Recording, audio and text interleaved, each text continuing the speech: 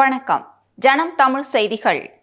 ஜம்மு காஷ்மீர் மக்களுக்கு விரிவான, தரமான, முழுமையான மருத்துவ சேவைகளை வழங்கும் வகையில் ஜம்முவின் விஜய்பூர் பகுதியில் அகில இந்திய மருத்துவ அறிவியல் நிறுவனத்தை பாரத பிரதமர் திறந்து வைத்தார்.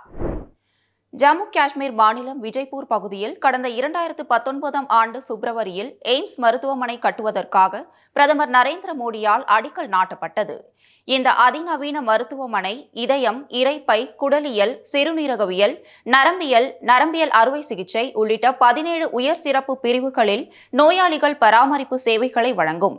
இந்த நிறுவனத்தில் தீவிர சிகிச்சை பிரிவு, அவசர சிகிச்சை பிரிவு, 20 நவீன அறுவை சிகிச்சை அரங்குகள், நோயறிதல் ஆய்வகங்கள், இரத்த வங்கி, மருந்தகம் போன்றவை இருக்கும்.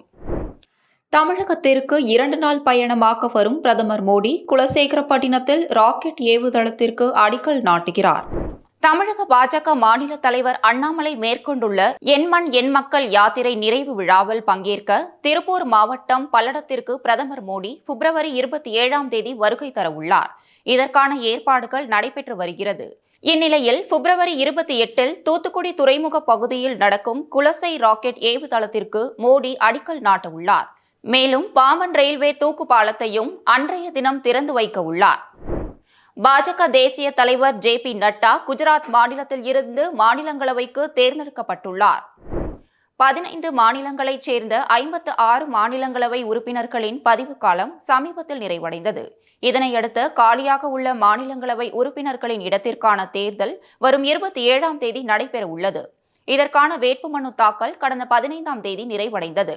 இந்நிலையில் குஜராத் மாநிலத்தில் காலியாக உள்ள 4 இடங்களுக்கு பாஜக தேசிய தலைவர் ஜே.பி. நட்டா உள்ளிட்ட 4 பேர் தங்கள் வேட்பு மனுக்களை தாக்கல் செய்திருந்தனர்.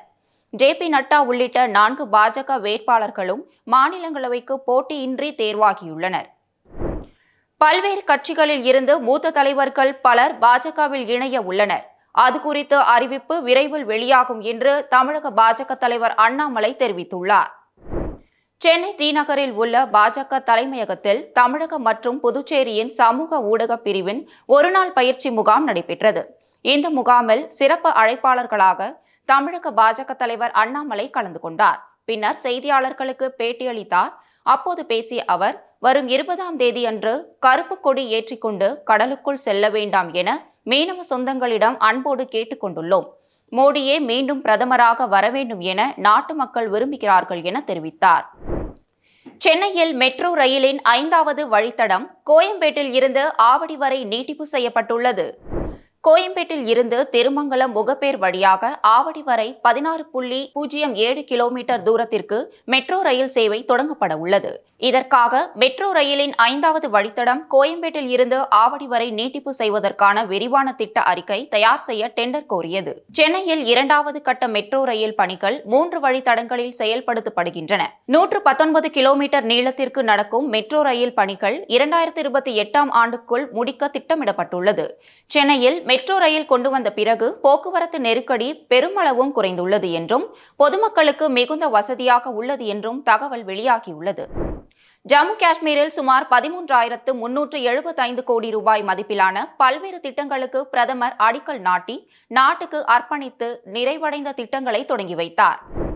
IIT Bhilai, IIT Tirupati, IIT Jammu, IITDM Kurnool, கான்பூரில் உள்ள இந்திய திறன் நிறுவனம், மத்திய சமஸ்கிருத பல்கலைக்கழகத்தின் 2 நிரந்தர வளாகங்கள், உத்தரகாண்டில் உள்ள தேவ்பிரியாக் மற்றும் திரிபுராவில் உள்ள அகர்தலாவில் போன்ற பல முக்கிய கல்வி நிறுவனங்களின் வளாகங்கள் தொடங்கப்பட்டு நாட்டுக்கு அர்ப்பணிக்கப்பட்டன.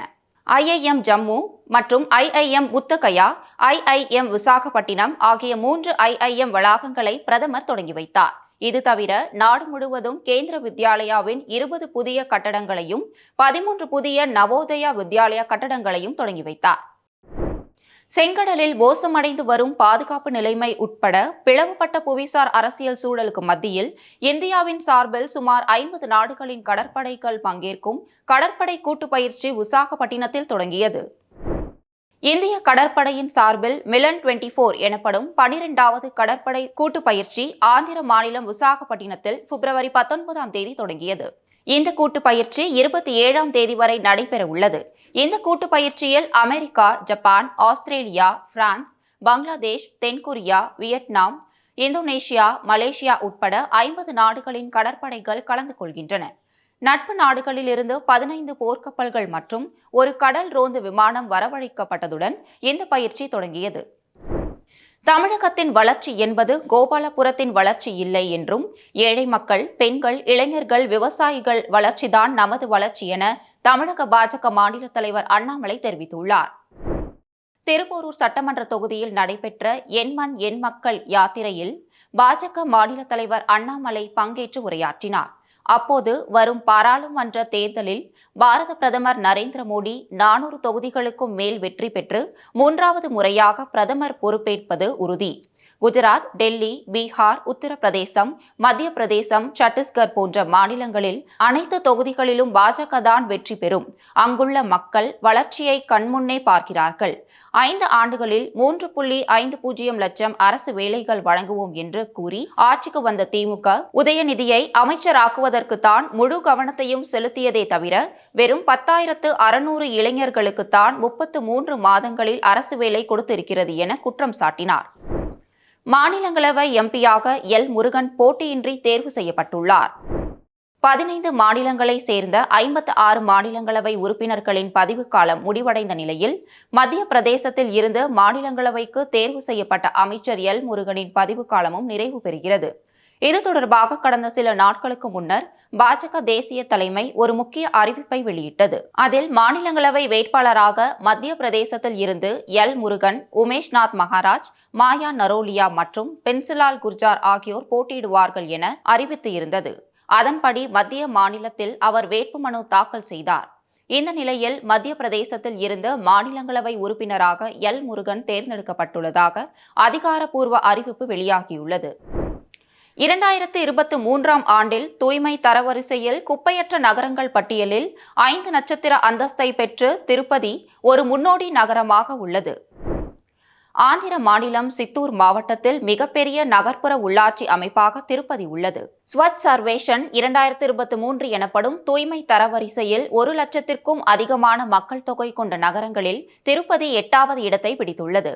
இது மட்டுமல்லாமல் 5 நட்சத்திர குப்பையில்லா நகரம் மற்றும் தண்ணீர் பிளஸ் மதிப்பீட்டை பெற்று நாட்டின் தூய்மையான நகரங்களில் முக்கியமானதாக திருப்பதி உள்ளது. திருப்பதியில் சராசரியாக ஒரு நாளைக்கு 115 டன் ஈரக் கழிவுகள், 15 டன் உணவுக் கழிவுகள், 61 டன் உலர் கழிவுகள், 1 டன் ஆபத்தை ஏற்படுத்தும் கழிவுகள் மற்றும் 2 டன் பிளாஸ்டிக் கழிவுகள் உற்பத்தியாகிறது என்பது குறிப்பிடத்தக்கது. உலகளாவிய தலைவர்களின் நட்சத்திர மண்டலத்தில் பாரதிய பிரதமர் நரேந்திர மோடி பிரகாசமான நட்சத்திரம் என்று மத்திய பாதுகாப்புத்துறை அமைச்சர் ராஜ்நாத் சிங் தெரிவித்துள்ளார். இதுகுறித்து மத்திய அமைச்சர் ராஜ்நாத் சிங் கூறியதாவது: பாரத பிரதமர் நரேந்திர மோடியின் வழிகாட்டுதலின் கீழ் இந்தியா முன்னேறி வருகிறது. பிரதமரின் தலைமையின் கீழ் அனைவருடனும் ஒன்றாக, அனைவரின் வளர்ச்சிக்காக, அனைவரின் நம்பிக்கையுடனும், அனைவரின் முயற்சியுடனும் நாடு முன்னேறி வருகிறது. சமூகத்தின் எந்த பிரிவினரும் எந்த துறையிலும் புறக்கணிக்கப்பட்டதாகவோ அல்லது பின்தங்கியதாகவோ உணரவில்லை. முதல்வர் யோகி ஆதித்யநாத் உத்தரப்பிரதேச மாநிலத்தை வளர்ச்சி பாதையில் கொண்டு செல்வதில் உறுதியாக உள்ளார். பிரதமர் நரேந்திர மோடி குஜராத் முதல்வராக இருந்தபோது தொழிலதிபர்களுடன் இணைந்து குஜராத்தில் எப்படி மாற்றங்களை ஏற்படுத்தினார் என்பதை நாடு பார்த்தது. இந்த மாற்றம் இந்தியா முழுவதும் பரவியது மட்டுமின்றி உலகம் முழுவதும் பரவியுள்ளது என்றார். அயோத்தி ராமர் கோவில் திறப்பு விழாவின் வீடியோ காட்சியை காண்பித்து நோயாளி ஒருவருக்கு டாக்டர் அறுவை சிகிச்சை செய்துள்ள சம்பவம் பெரும் பரபரப்பை ஏற்படுத்தியுள்ளது. ஆந்திர மாநிலம் குண்டூரை சேர்ந்த மணிகண்டன் என்பவர் வயிற்று வலியால் அவதிப்பட்டு வந்தார். அவர் குண்டூரை சேர்ந்த பிரபல டாக்டர் ஸ்ரீனிவாச ரெட்டியிடம் சிகிச்சை பெற்று வந்தார். வயிற்று வலியால் தவித்து வந்த நோயாளி மணிகண்டனுக்கு அறுவை சிகிச்சை செய்ய வேண்டிய நிலை ஏற்பட்டது. அதன்படி மணிகண்டனுக்கு கடந்த 11ஆம் தேதி அறுவை சிகிச்சை நடைபெற்றது. அப்போது அயோத்தியில் நடைபெற்ற ராமர் கோவில் கும்பாபிஷேக வீடியோவை காண்பித்தவாறே அவருக்கு அறுவை சிகிச்சை செய்யப்பட்டது. இதுகுறித்து மருத்துவர் ஸ்ரீனிவாச ரெட்டி கூறுகையில், எனது மருத்துவமனையில் அறுவை சிகிச்சை செய்ய வந்த மணிகண்டன் என்பவருக்கு மயக்க மருந்து கொடுக்கவில்லை. மாறாக அயோத்தி ராமர் கோவில் திறப்பு விழா வீடியோவை காண்பித்து அறுவை சிகிச்சை செய்தோம். அவர் தற்போது நலமுடன் உள்ளார். அவர் பூரண நலம் பெற்றவுடன் டிஸ்சார்ஜ் செய்யப்படுவார் என்றார். இந்தியாவின் மூத்த வழக்கறிஞர் ஃபாலி நாரிமன் இன்று அதிகாலையில் காலமானார். உச்சநீதிமன்றத்தின் முதுபெரும் வழக்கறிஞரான இவர் 1950 பம்பாய் உயர்நீதிமன்றத்தில் வழக்கறிஞர் தொழிலை தொடங்கினார். 1999 ஆண்டில் மாநிலங்களவை உறுப்பினரானார். 1972 மே முதல் 1975 ஜூன் வரை இந்தியா கூடுதல் ஜெனரலாக பதவி வகித்தார். பார்சி இனத்தை சேர்ந்த நார்மன் 1955 பாப்சி கான்ட்ராக்டர் என்பவரை மணந்தார். இவரது மகன் ரோகின்டன் ஃபாலி நார்மன் உச்சநீதிமன்றத்தில் நீதிபதியாக உள்ளார். மத்திய அரசு இவருக்கு பத்ம விபூஷன், பத்மபூஷன் விருதுகள் வழங்கி கௌரவித்துள்ளது. முதுமை காரணமாக தனது 95வது வயதில் இன்று அதிகாலை மரணமடைந்தார். இங்கிலாந்தில் நடைபெற்ற பாஃப்டா திரைப்பட விருது விழாவில் நடிகை தீபிகா படுகோன் கலந்து கொண்டார். பாலிவுட் சினிமாவில் உச்ச நட்சத்திரமாக வலம் வருபவர் நடிகை தீபிகா படுகோன். பேட்மிண்டன் வீரர் பிரகாஷ் படுகோனின் மகளாக தீபிகா முதலில் ஒரு பேட்மிண்டன் வீராங்கனையாக இருந்தவர். மாடலிங் மீதிருந்த ஆர்வத்தால் கல்லூரியில் படித்துக் கொண்டிருக்கும் போதே மாடலிங் செய்து வந்தார். அதன் மூலம் 2006 ஆண்டு அவருக்கு ஐஸ்வர்யா என்ற கன்னட படத்தில் நடித்தார். அதற்கு பிறகு பாலிவுட்டில் பிரபலமானார். இந்த நிலையில் British academy of film and television artist விருது வழங்கும் விழாவில் பாலிவுட் நடிகை தீபிகா படுகோன் பங்கேற்றார். பாஃப்டா விருதுகளில் ஆங்கிலம் அல்லாத பிரிவில் சிறந்த படத்திற்கான விருதை தீபிகா படுகோனே வென்றுள்ளார். 5வது புரோ ஹாக்கி லீக் தொடரில் இந்திய அணி 8-7 என்ற கோல் கணக்கில் பெனால்டி ஷூட் அவுட்டில் ஸ்பெயினை வீழ்த்தி வெற்றி பெற்றது. 5வது புரோ ஹாக்கி லீக் தொடர் 9 அணிகளுக்கு இடையே பல்வேறு நாடுகளில் நடைபெறுகிறது. இந்த தொடரில் இந்தியா, சீனா, அமெரிக்கா, ஆஸ்திரேலியா மற்றும் நெதர்லாந்து ஆகிய அணிகள் பங்கு பெறுகின்றன. சில லீக் போட்டிகள் ஒடிசா மாநிலம் புவனேஸ்வரில் நடைபெற்று வருகின்றன. இந்த தொடரில் இந்திய அணி தான் விளையாடிய 4 போட்டிகளில் 3 தோல்வி மற்றும் 1 வெற்றி பெற்றுள்ளனர். இந்நிலையில் இந்திய அணி தனது 5வது லீக் போட்டியில் ஸ்பெயினுடன் விளையாடியது. போட்டி முடிவில் இந்தியா 8-7 என்ற கணக்கில் வெற்றி பெற்றது. இந்திய அணி தனது அடுத்த போட்டியில் நெதர்லாந்துடன் விளையாடுகிறது. தமிழ்நாட்டிலேயே முதன்முறையாக கோவை தெற்கு சட்டமன்ற தொகுதி அலுவலகம் ISO தர சான்றிதழ் பெற்றுள்ளது.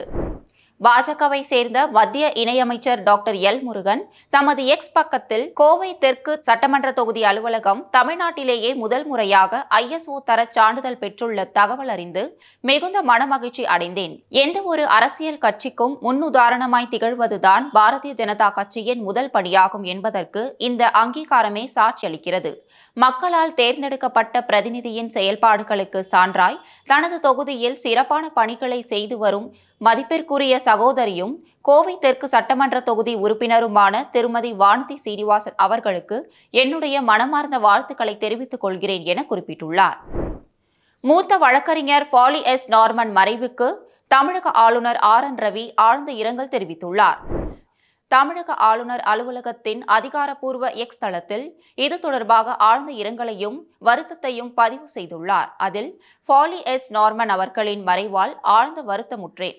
ஒரு தலைசிறந்த சட்ட வல்லுநர், புகழ்பெற்ற அரசியலமைப்பு நிபுணர் மற்றும் சட்ட நிபுணத்துவம் பெற்றவர்களில் அரிதானவராக விளங்கிய ஒருவர் காலமானது நமது தேசத்துக்கு மாபெரும் இழப்பு. அவரை இழந்து வாடும் குடும்பத்தினருக்கும் எண்ணற்ற அவரது அபிமானிகளுக்கும் எனது ஆழ்ந்த இரங்கலை தெரிவித்துக் கொள்கிறேன். ஓம் சாந்தி என குறிப்பிட்டுள்ளார். இத்துடன் செய்திகள் நிறைவடைந்தன. வணக்கம்.